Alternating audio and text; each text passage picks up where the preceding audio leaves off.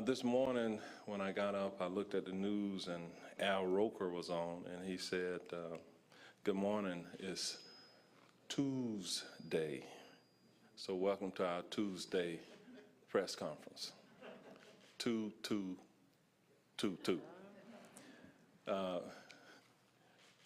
Perhaps all of you got that. This morning, the other anchors didn't. They said, today is Wednesday. But in either case, it's also Groundhog Day, and that means that we have 6 weeks of winter that's left. Here in sunny Central Florida, that may mean something different than what it would mean to those who are in the Northeast or the Midwest or other cold climates. But thanks to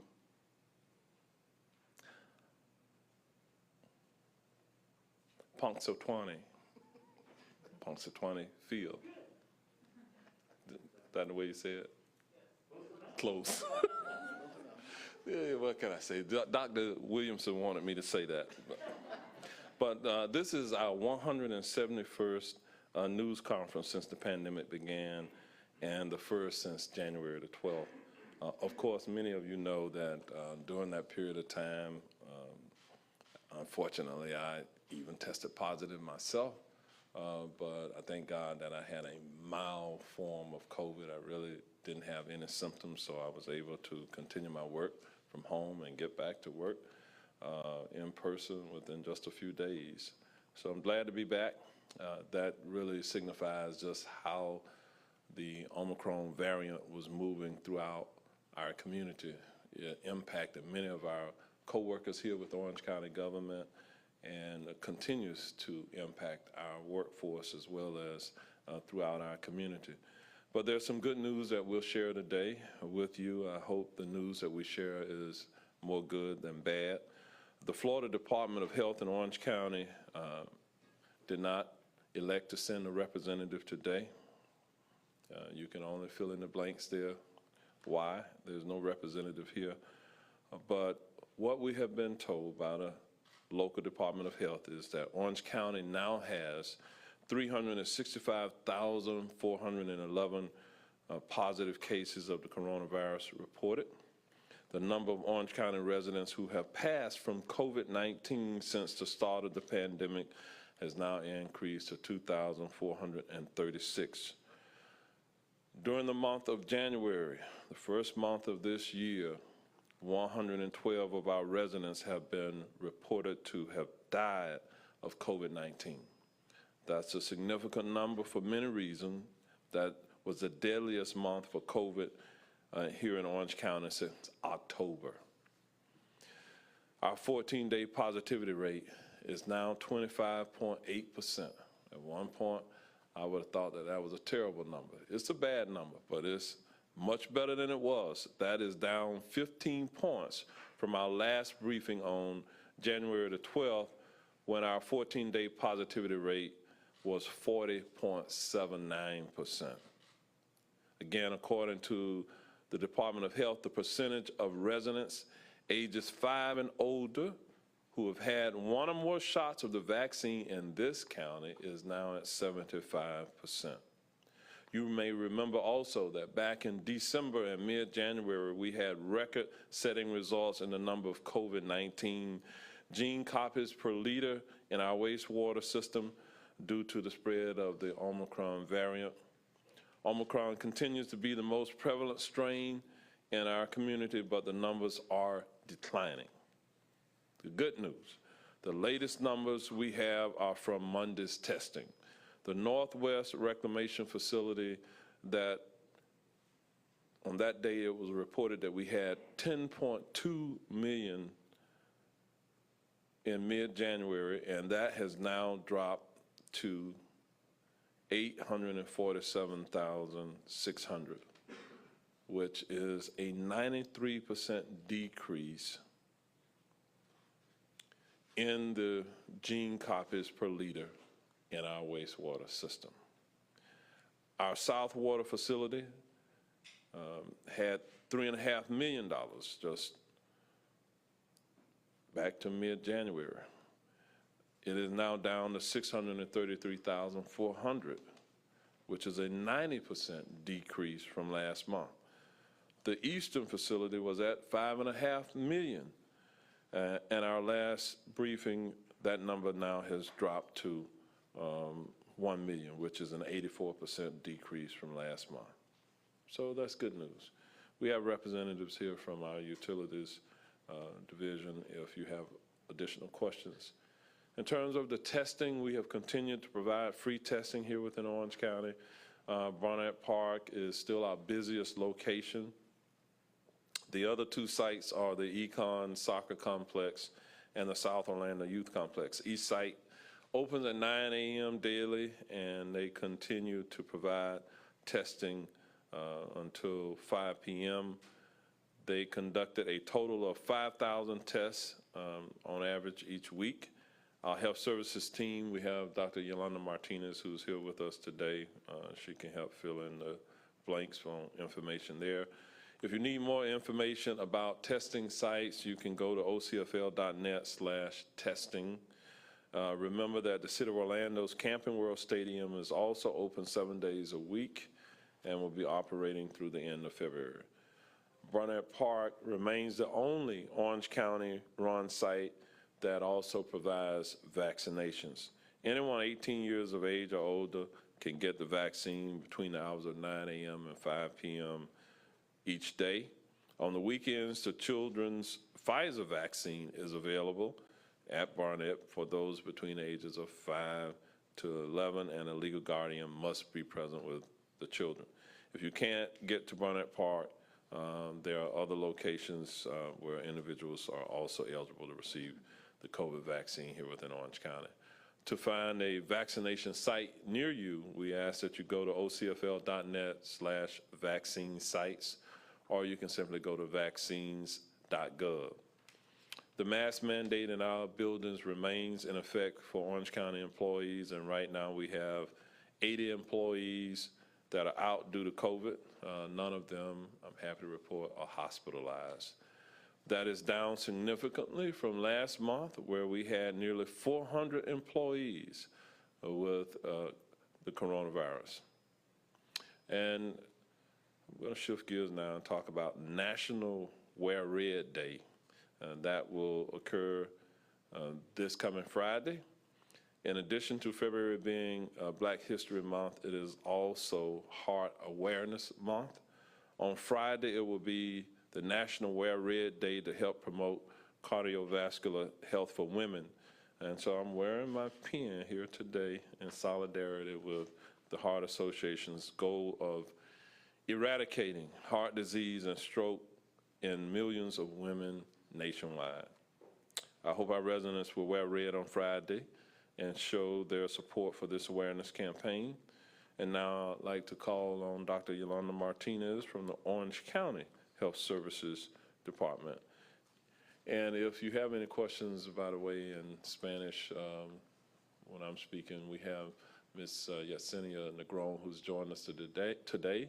Dr. Martinez is fluent in Spanish as well. All right. Thank you very much, Mayor, and good afternoon to everyone.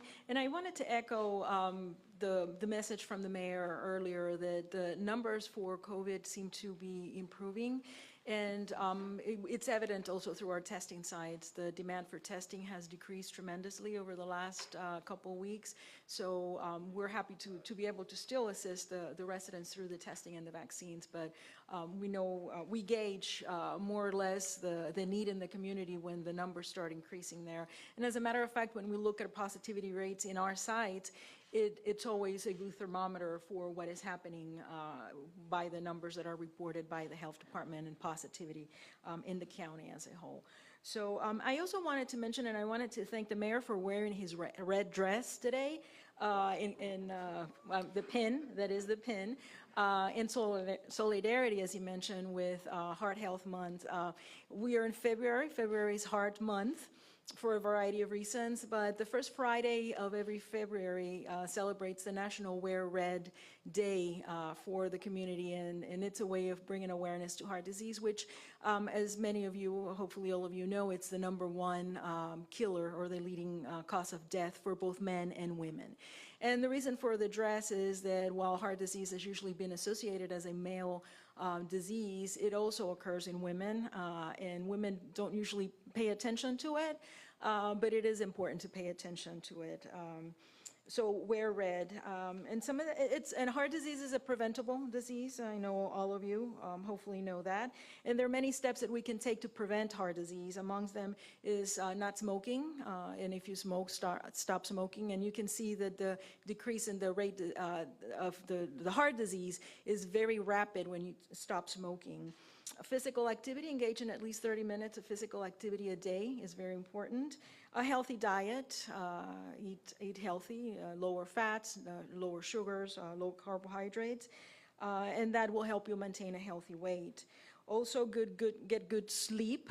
Good quality sleep is important in our very busy lives nowadays. We forget that we need to shut down our brains for a little while at night so that our bodies and our brains can regenerate and give us the strength that we need for the following day. And along that, managing stress is very important. And I know that we're living very stressful times, and we have gone through 2 years of lots and lots of stress. Hopefully a time will come soon when we will begin to decrease the level of stress, and our lives will improve and our health that way. And then finally, get regular health screenings. That is very important because that is what it tells you how your system is doing. And related to that, I wanted to mention real quickly that the Orange County Medical Clinic, which is a component of Orange County government, partners with Advent Health in the Trina Hidalgo Heart Care Center, which operates out of our clinic. And that is a wonderful unit that provides cardiovascular health care to individuals that are uninsured in our community. So we have Advent Health, and partly funded by the county, that come and provide those services for our residents that do not have health insurance. In addition to that, we have 2 retired cardiovascular doctors that come and weekly provide services as well to individuals in our community that are uninsured and have heart disease. So that is a little bit of an overview of the Heart Health Month activities that we're doing. Friday, wear red if you can as a support, and I'll turn it over to the mayor. Thank you, Mayor. Okay, we also have several of our commissioners here. Commissioner Nicole Wilson and Commissioner Maribel Gomez-Cordero have joined us also. We're going to ask the comptroller to come up, and then he'll be followed by Dr. Jenkins from the school board.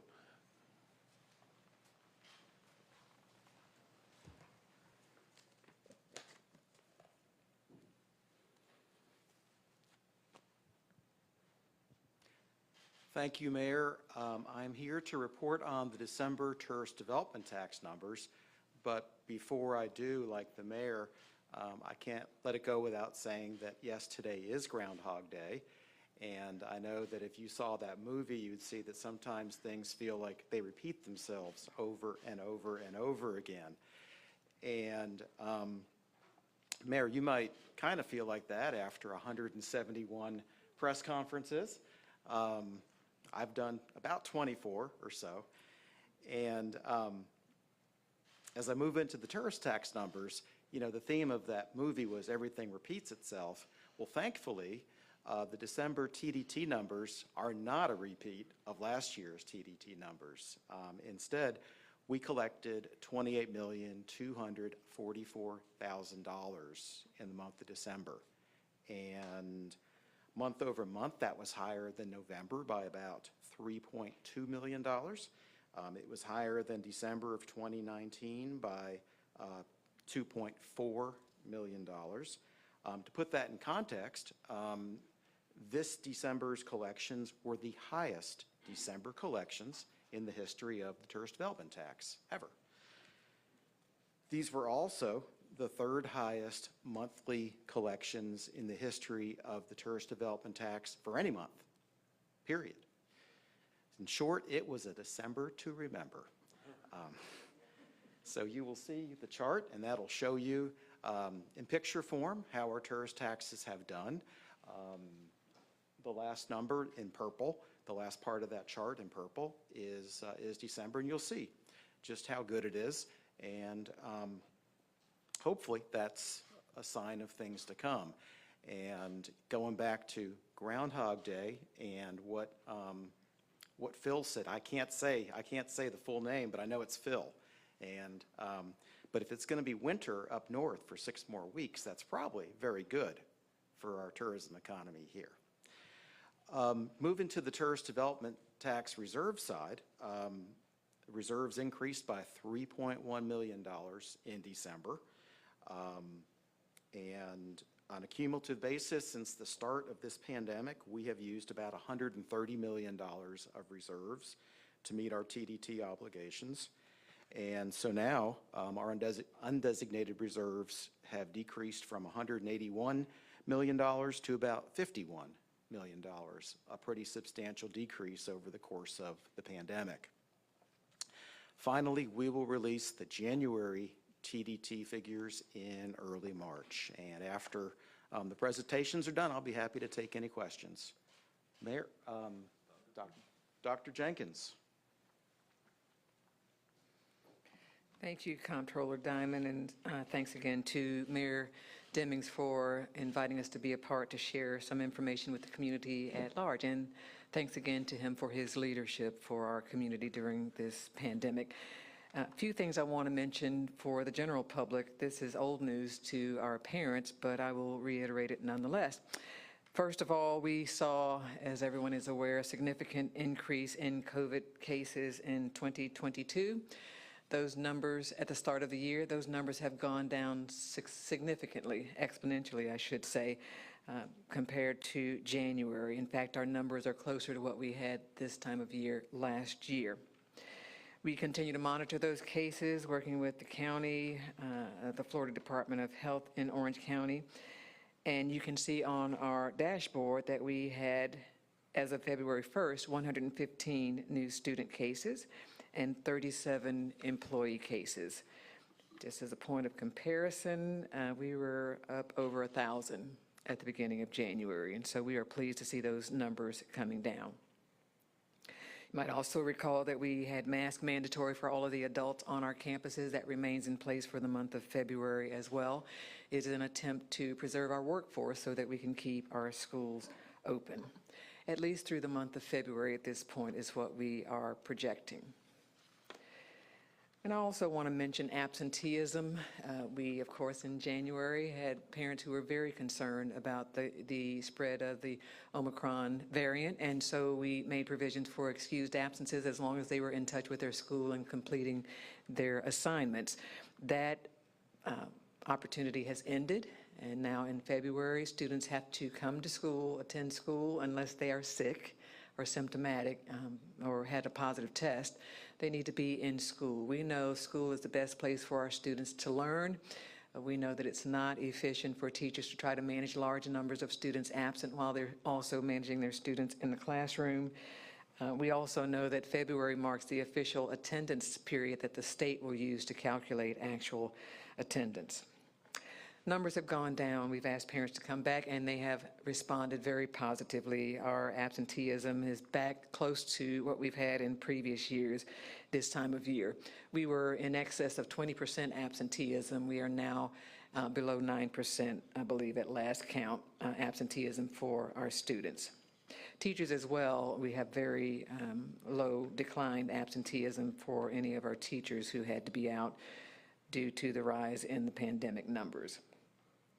I want to remind parents, general public, for information purposes, that mandatory school attendance is something that is enforced by the judge and by the court system. And so if a student is out, not communicating with their school, not out on an actual illness, it has to track toward documenting truancy at this point. Parents have another choice as well. They can certainly sign up for homeschool education and still keep their children at home if that is their preference. They just need to sign up for homeschool education. as an option. Want to encourage parents. We believe our schools are best place for our students to be if they're going to learn and stay up to date with their assignments. So we'd love to see those remaining students who are able to be back in school.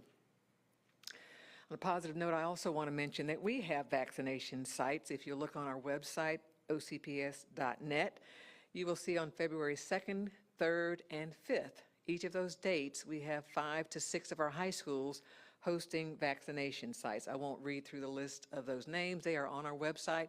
Very pleased to have 5 to 6 actual locations on February 2nd, February 3rd, and February 5th.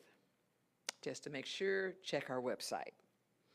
And then lastly, I would not be here in front of you without thanking, again, our teachers, our principals, all of those who are on the front lines in our schools to keep them open and to keep serving our students. We have phenomenal staff, incredible teachers who are dedicated to their work, and principals and all of our support staff as well who are dedicated to leading our students to success. Thank you for your time. Thank you, Dr. Jenkins and Dr. Martinez and Comptroller Diamond. We'll open it up for any questions that you may have at this time.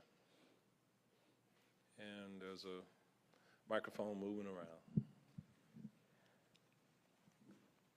Happy Groundhog Day. Puxatani, you did good. Mr.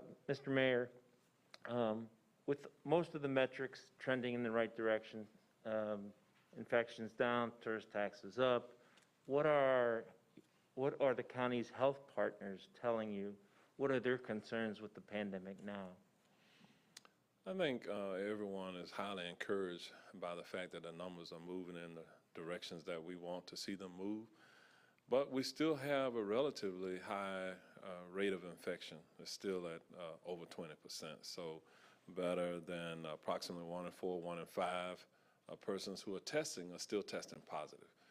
And we still have people who are hospitalized. And so we still have to be vigilant. I believe for the next few weeks, when I had a conference call earlier today with many of our local partners, the major hospitals all had representatives on the call.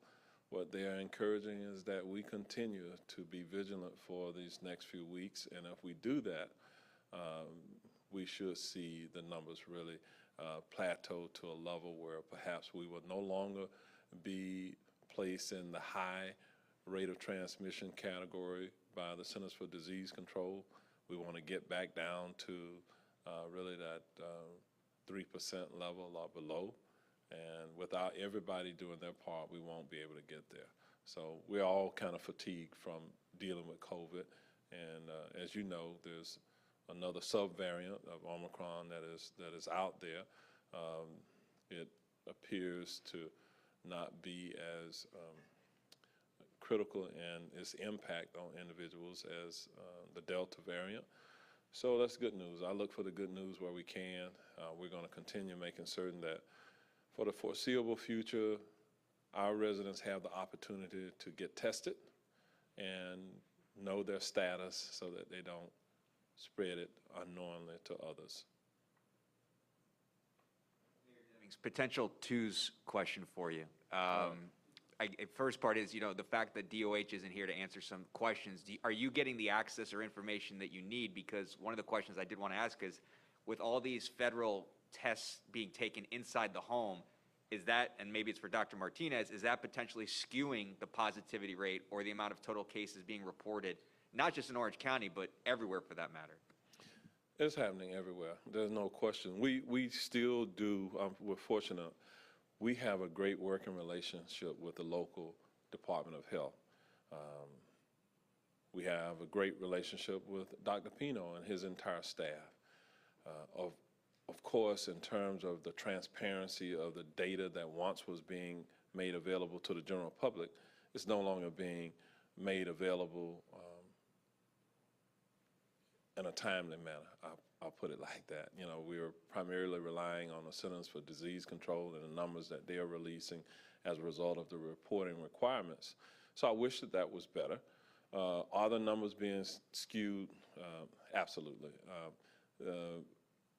Is it a concern to the epidemiologists? I don't know. I'm not medically qualified to answer that question because what I do know, there are a number of people in my sphere of friends who are using the at-home test, and they're readily available now because the federal government has pushed out its campaign, so there are a number of ways that you can get the testing kits. And individuals who are testing positive using those kits, they aren't required to report them officially to anyone. Some may follow up and want an actual PCR test where they go to one of our testing sites. I know many people are doing that. But there's probably, at this point, when you hear the numbers being reported now, they're probably being underreported. But that is the state of affairs that we find ourselves in today with the current variant that is prevalent in our community and really across America.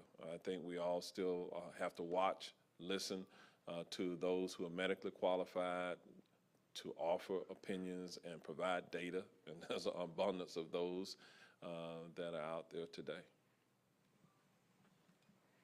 Melissa Thomas with Florida National News. This question is for you, Mr. Mayor. Thank you for sharing your kind of journey with testing positive, and thankfully you're here and you're okay. I wanted to ask you, with what you experienced, how has that altered your perspective, if at all, towards the county's response to COVID-19? Were there any new things that you learned from experiencing it for yourself that you probably didn't know or was aware of prior to? Yes. I think the point in time is relative. If I had tested positive in 2020, I probably would not have had the same experience that I had in 2022. If I had tested positive in the summer of 2021, I probably would have had a different experience than I had now. So my experience has to be one that is looked at through the lens and the context of what's happening right now. And I believe that the overwhelming majority of people who are testing positive now, who are also vaccinated, I was triple vaccinated, those who are triple vaccinated incur minimal symptoms. I went a step further. Before I really got sick, I went and had the monoclonal antibody therapy done. Which of the two, any of those, played a role in reducing my symptoms? Perhaps both did.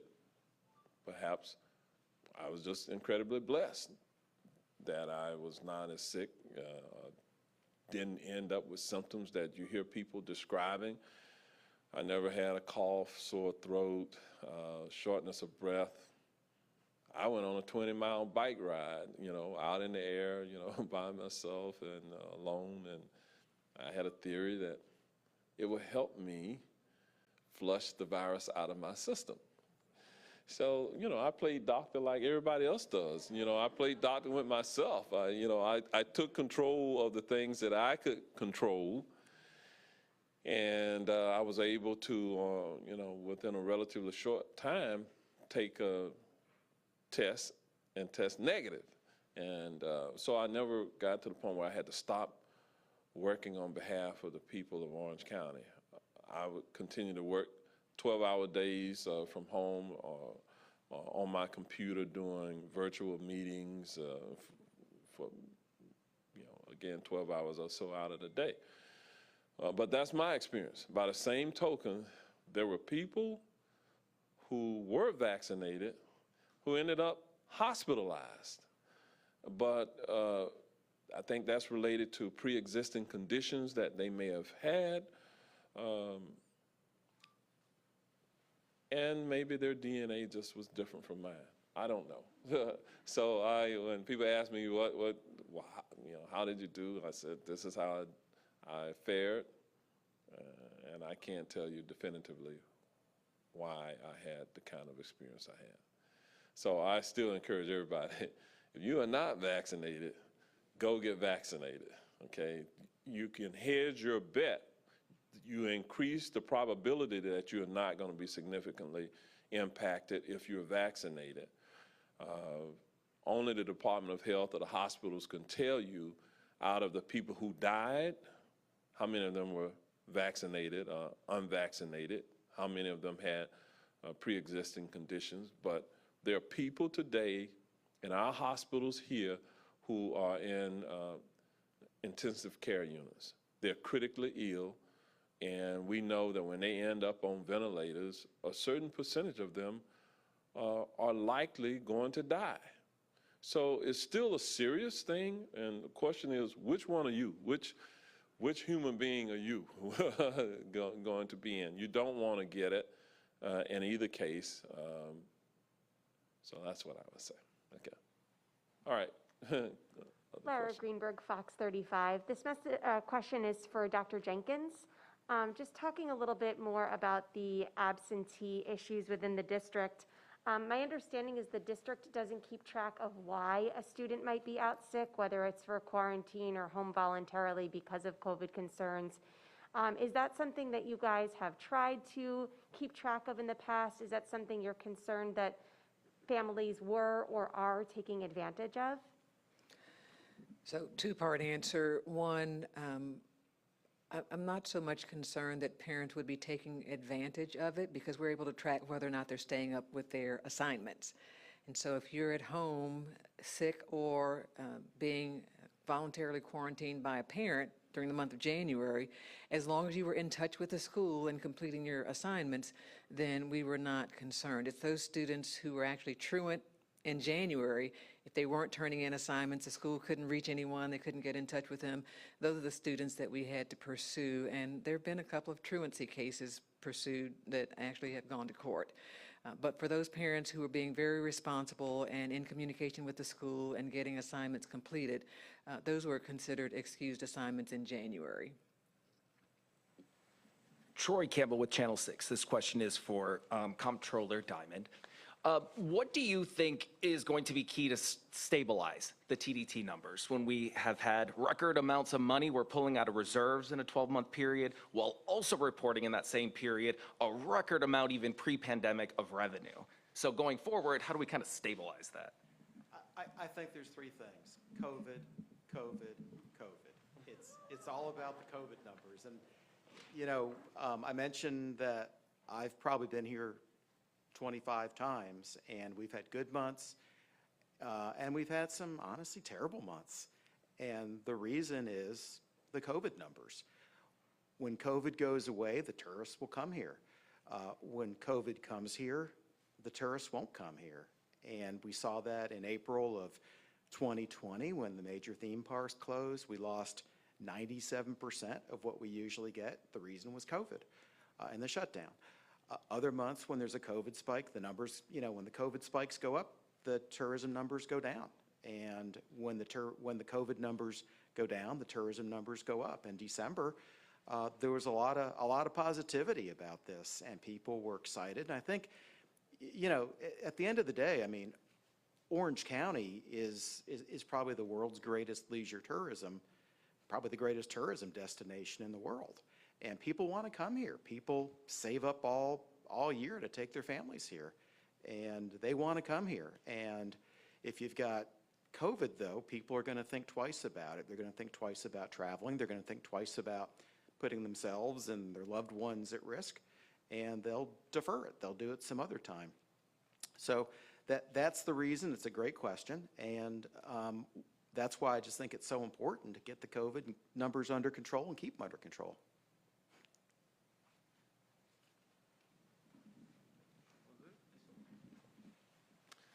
Well, that was the final question. Thank you all for coming. We will stay focused on reducing the spread of COVID in our community, and we'll report out to you from time to time as we have continued to do during these last many months. Have a great weekend.